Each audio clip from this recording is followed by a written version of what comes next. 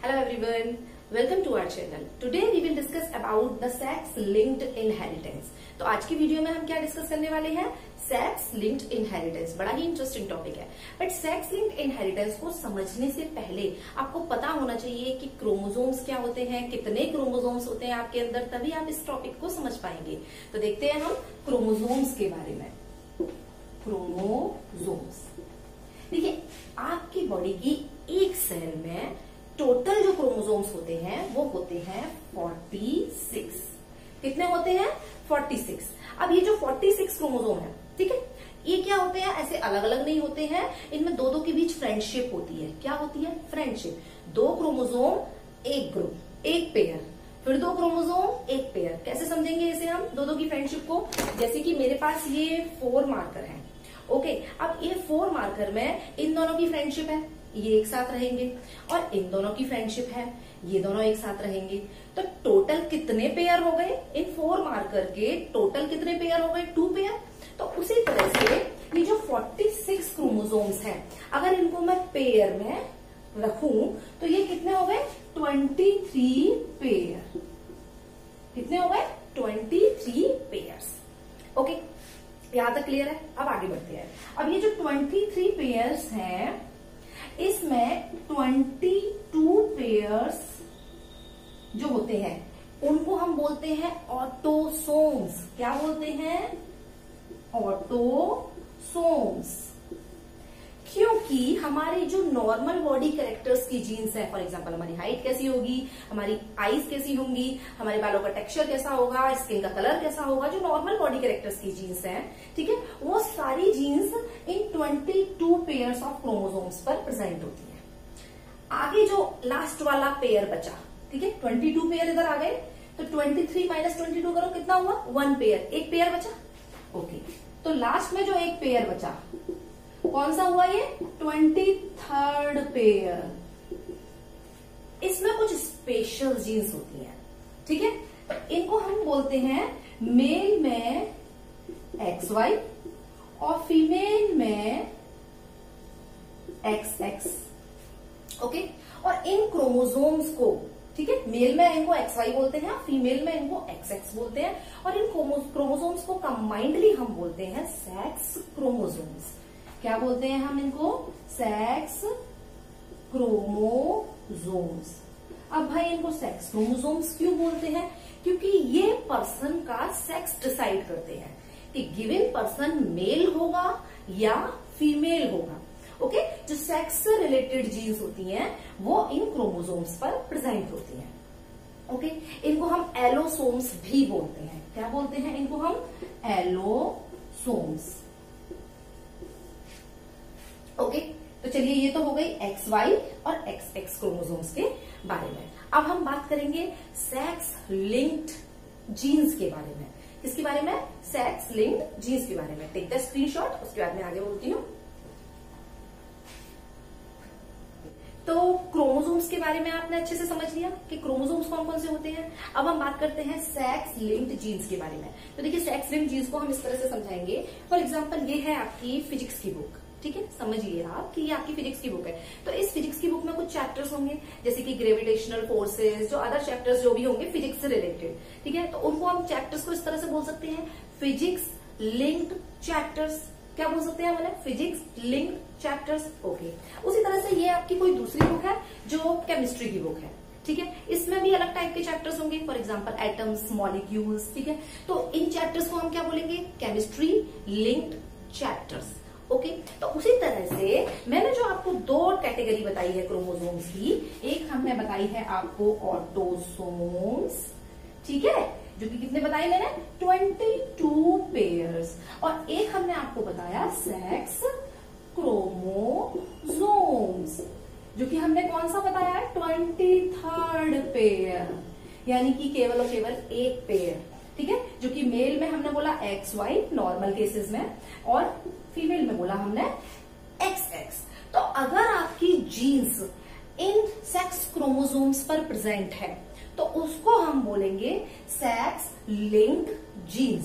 ठीक है, तो सेक्स लिंक्ड जीन्स कौन सी होती हैं? ठीक है, those genes which are present on sex chromosomes are called sex linked genes. Okay, और इन जीन्स की इनहेरिटेंस को, ठीक है, जनरेशन टू जनरेशन ये जो जीन्स ट्रांसफर हो रही हैं, इनकी इनहेरिटेंस को हम बोलेंगे सेक्स लिंक्ड इनहेरिटेंस। तो आपको अच्छे से समझ में आ गया कि सेक्स लिंक्ड इनहेरिटेंस क्या होता है। देखिए, जब आपने केमिस्ट्री में जो चैप्टर है उसको केमिस्ट्री लिंक्ड चैप्टर बोला था, फिजिक्स के चैप्टर को फिजिक्स लिंक्ड चैप्टर बोला था, तो उसी तरह से जो जीन्स सेक्स क्रोमोसोम्स पर प्रेजेंट होती हैं उनको हम सेक्स लिंक्ड जीन्स बोलेंगे और उनकी इनहेरिटेंस को हम बोलेंगे सेक्स लिंक्ड इनहेरिटेंस। तो आपको सेक्स लिंक्ड इनहेरिटेंस अच्छे से समझ में आ गया। अब ये जो सेक्स लिंक्ड इनहेरिटेंस होती है, ठीक है, ये दो कैटेगरी में हम इसको डिवाइड करेंगे।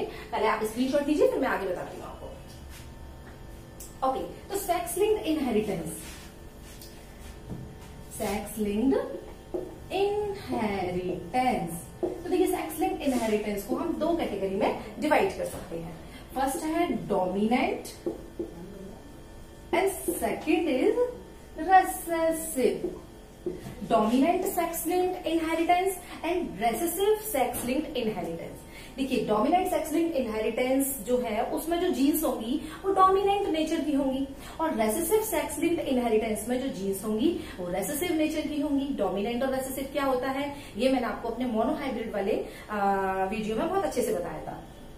आपके सिलेबस में डोमिनेंट सेक्स लिंक्ड इनहेरिटेंस नहीं है, आपके सिलेबस में रेसेसिव सेक्स लिंक्ड इनहेरिटेंस है। ठीक है, तो रेसेसिव सेक्स लिंक्ड इनहेरिटेंस का जो पहला अच्छा एग्जांपल है वो है कलर ब्लाइंडनेस, और दूसरा एग्जांपल कौन सा है इसका, हीमोफीलिया। तो ये जो रेसेसिव सेक्स लिंक्ड इनहेरिटेंस है इसके जो दो एग्जांपल्स है कलर ब्लाइंडनेस एंड हीमोफीलिया, इन दोनों को हम अलग अलग वीडियो में डिस्कस करेंगे। ओके, तो अब हम किसके बारे में पढ़ेंगे, हीमोफीलिया के बारे में। ओके, देखिए कलर ब्लाइंडनेस के बारे में हमने अलग से एक वीडियो में डिस्कस कर रखा है, तो आज हम पढ़ेंगे केवल और केवल हीमोफीलिया के बारे में। तो चलिए आप बताइए कि आपके कभी कोई कट लगा है, कोई ब्लीडिंग हुई है। अगर कभी भी हमारे कोई कट लगता है और ब्लीडिंग होती है तो क्या ब्लीडिंग होती चली जाती है, खून निकलता चला जाता है और आपकी बॉडी का सारा खून खत्म हो जाता है, ऐसा होता है? नहीं होता। हमारी बॉडी में जब भी कभी कोई कट लगता है खून निकलता है, लेकिन थोड़ा टाइम बाद वो जो ब्लड है वो क्लॉट हो जाता है, वो जम जाता है और उसका निकलना बंद हो जाता है। ठीक है, नॉर्मल केसेस में सबके साथ होता है। बट हीमोफीलिया के केस में क्या होता है कि अगर किसी पर्सन की बॉडी पे कोई कट लगता है और ब्लड निकलता है तो वो ब्लड निकलता चला जाता है, उसकी क्लॉटिंग नहीं होती। उस पर्सन का बहुत सारा ब्लड निकल जाता है बट उसकी क्लॉटिंग नहीं होती, ब्लड क्लॉटिंग नहीं होती। ये बहुत ही भयंकर डिजीज है और सारा खून खत्म होने की वजह से उस पर्सन की डेथ हो जाती है। ओके, तो इस केस में क्या होता है कि जो ब्लड क्लॉटिंग वाले फैक्टर्स होते हैं, जो ब्लड क्लॉटिंग के लिए प्रोटीन्स रेस्पॉन्सिबल होती हैं, वो प्रोटीन्स में से पर्टिकुलर एक प्रोटीन नहीं बन पाती। उन प्रोटीन्स में से एक प्रोटीन नहीं बन पाती, जिसकी वजह से ये जो डिजीज है वो हो जाती है। अब प्रोटीन कौन बनाता है, जीन्स, यानी कि गड़बड़ी जीन्स में ही हुई होगी। भाई जब जीन्स ही तो प्रोटीन्स बनाती है, आपको याद हो मैंने प्रोटीन सिंथेसिस पढ़ाया था, तो जीन्स से आरएनए बन रहा था, एमआरएनए से प्रोटीन बन रही थी। यहाँ प्रोटीन नहीं बन रही है, इसका मतलब गड़बड़ी कहाँ है, जीन्स में। तो हीमोफीलिया के लिए जो जीन रिस्पॉन्सिबल होती है, जिसकी वजह से ब्लड क्लॉटिंग वाली प्रोटीन नहीं बन पाती, वो जीन प्रेजेंट होती है किस पर, एक्स क्रोमोसोम पर। किस पर प्रेजेंट होती है, एक्स क्रोमोसोम पर। अब क्योंकि इसकी हीमोफीलिया वाली जो जीन है वो एक्स क्रोमोसोम पर प्रेजेंट है, जो कि सेक्स क्रोमोसोम है, इसीलिए ये किसका केस हुआ, सेक्स लिंक्ड इनहेरिटेंस। किसका केस हुआ, ये सेक्स लिंक्ड इनहेरिटेंस। ठीक है, तो ये सेक्स लिंक्ड इनहेरिटेंस का ये एक एग्जांपल है जिसमें ब्लड क्लॉटिंग नहीं हो पाती और पर्सन का पूरा ब्लड लॉस हो जाता है एक सिंपल कट लगने की वजह से, और इसकी जीन प्रेजेंट होती है किस पर, एक्स क्रोमोसोम पर। ओके, इसकी जो जीन होती है वो कैसी कैसी होती है, देखिए जीन्स हमने 2 टाइप की बताई थी, एक बताई थी हमने डोमिनेंट और एक रेसेसिव। तो जिस तरह से कलर ब्लाइंडनेस वाली जीन थी रेसेसिव, उसी तरह से हीमोफीलिया वाली जो जीन होती है वो भी कैसी होती है, रेसेसिव।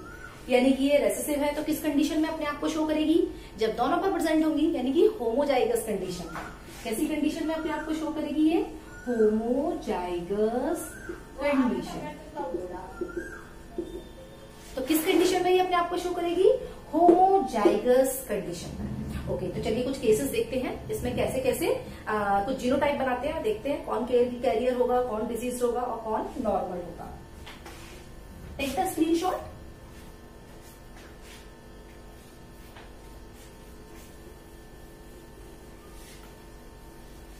चलिए, हीमोफीलिया वाली जो जीन है उसको मैं स्मॉल h से रिप्रेजेंट करूंगी।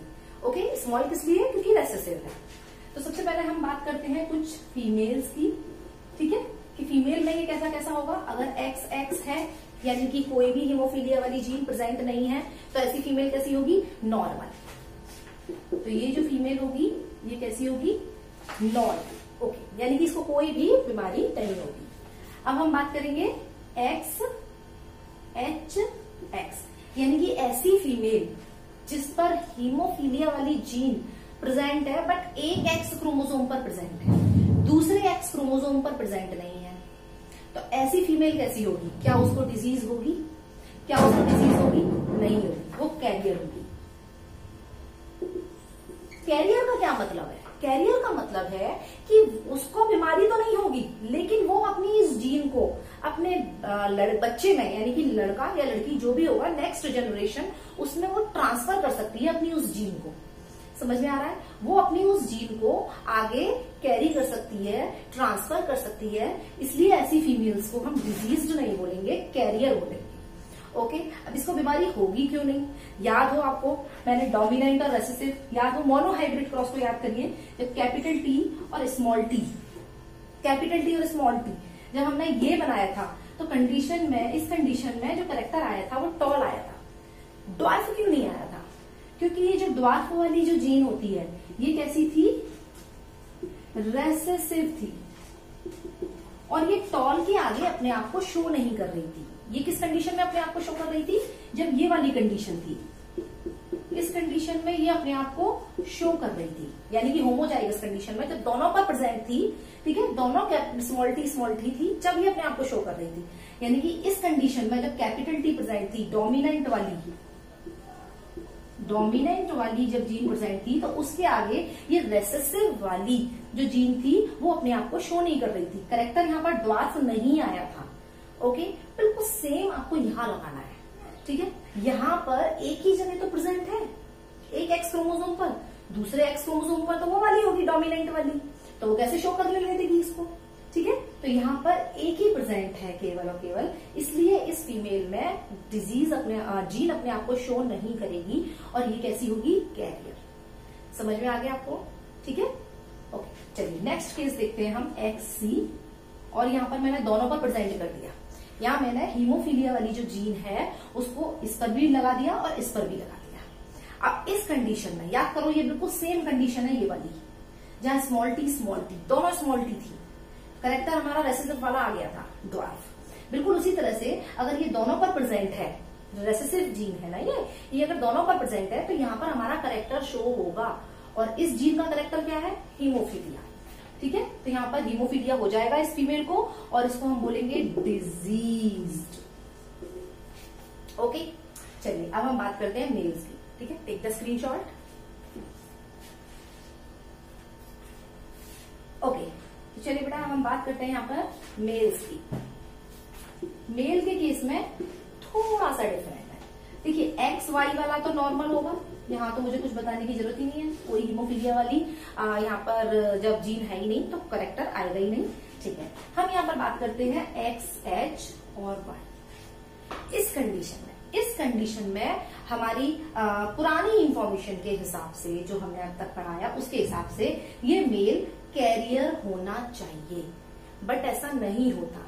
ये मेल यहाँ पर कैरियर नहीं होगा, ठीक है, यही इसमें डिफरेंट है। अब ये मेल यहाँ पर कैरियर क्यों नहीं होगा, ठीक है, देखिए ये समझते हैं।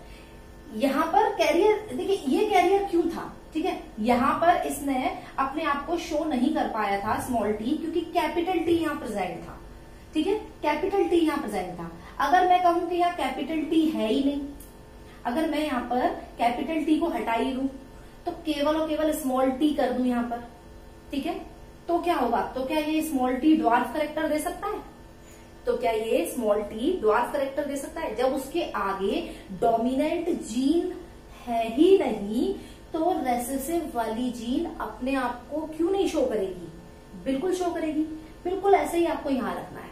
देखिए, ये जो वाई क्रोमोसोम है, ये बहुत छोटा क्रोमोसोम है, इस पर बहुत ना के बराबर जीन्स होती हैं। ठीक है, इनको हम बोलते हैं, वाई क्रोमोसोम पर जो जीन्स होती है, नोट कर लीजिए, कुछ इंफॉर्मेशन दे रही हूं, SRY। इसको बोलते हैं हम sex determining region of Y chromosome. ठीक है, यानी कि इस पर केवल और केवल टेस्टिस के फॉर्मेशन की जीन्स होती हैं, बहुत कम जीन्स होती हैं इस पर। एक्स क्रोमोसोम पर तो बहुत सारी जीन्स होती है, हमारे नॉर्मल बॉडी कैरेक्टर्स की जीन्स भी एक्स क्रोमोसोम्स पर होती हैं। ठीक है, फीमेलनेस के अलावा नॉर्मल बॉडी कैरेक्टर्स की जीन्स भी एक्स क्रोमोसोम पर होती हैं, बट वाई क्रोमोसोम पर ना के बराबर जीन्स होती हैं।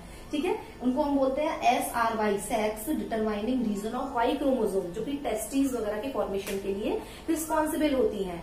तो जब आपको हीमोफीलिया की डोमिनेंट वाली जीन वाई पर मिलेगी ही नहीं, जब आपको हीमोफीलिया की डोमिनेंट वाली जीन वाई पर मिलेगी ही नहीं, क्योंकि उस पर बहुत बहुत बहुत कम जीन प्रेजेंट होती हैं, तो फिर ये अपने आप को क्यों नहीं शो करेगा? ये अपने आप को शो करेगा और उस पर्सन को, इस मेल को डिजीज होगी, हीमोफीलिया डिजीज होगी। बिल्कुल उसी तरह से मैंने आपको बोला, अगर स्मॉल टी जिसके यहाँ पर कैपिटल टी था, अगर मैं इस कैपिटल टी को हटा दूं, तो करेक्टर टॉल ना आकर कैसा आएगा? ड्वार्फ। ओके, तो उसी तरह से यहाँ पर वाई क्रोमोसोम पर डोमिनेंट जीन है ही नहीं हीमोफीलिया की, तो यहाँ पर ये अपने आप को शो करेगा और करेक्टर आएगा डिजीज। करेक्टर कैसा आएगा यहाँ पर? डिजीज। अब भाई कैरियर कैसा कब आएगा मेल्स में? तो याद रख लीजिए, नोट कर लीजिए कि मेल्स कभी भी कैरियर नहीं होंगे in case of recessive sex linked inheritance. Recessive sex linked inheritance के केस में मेल्स कभी भी कैरियर नहीं होंगे। तो बच्चों, जब मैंने आपको ये पूरा समझाया, अब इसके कुछ केसेस हैं। ठीक है, कि एक हमने डिजीज फीमेल ले ली, एक हमने डिजीज मेल ले लिया, या एक हमने कैरियर फीमेल ले लिया, हमने कैरियर मेल ले लिया। इसका मैंने कलर ब्लाइंडनेस वाली वीडियो में बहुत अच्छे से एक्सप्लेन किया हुआ है। हमने आपको 4 केसेस उसमें समझाए हैं, जिसमें हमने आपको कलर ब्लाइंडनेस की इनहेरिटेंस कैसे होती है वो समझाया है। तो बिल्कुल हीमोफीलिया की जो इनहेरिटेंस है वो भी बिल्कुल वैसी ही होगी जैसी कलर ब्लाइंडनेस की होगी। बस आपको सिंपल जो चेंज करना है वो ये करना है कि वहां मैंने XC दिखाया था और यहाँ मैंने XC की जगह XH दिखाया है। C की जगह मैंने यहाँ H कर दिया है, H फॉर हीमोफीलिया, ठीक है, and C for colour blindness. तो आप उस वीडियो को देखिए, उसमें आपको सारे केसेस अच्छे से समझ में आ जाएंगे। तो that's all for the day. I hope आपको हमारी वीडियो अच्छी लगी होगी। अगर अच्छी लगे तो लाइक कीजिए, शेयर कीजिए, कमेंट कीजिए।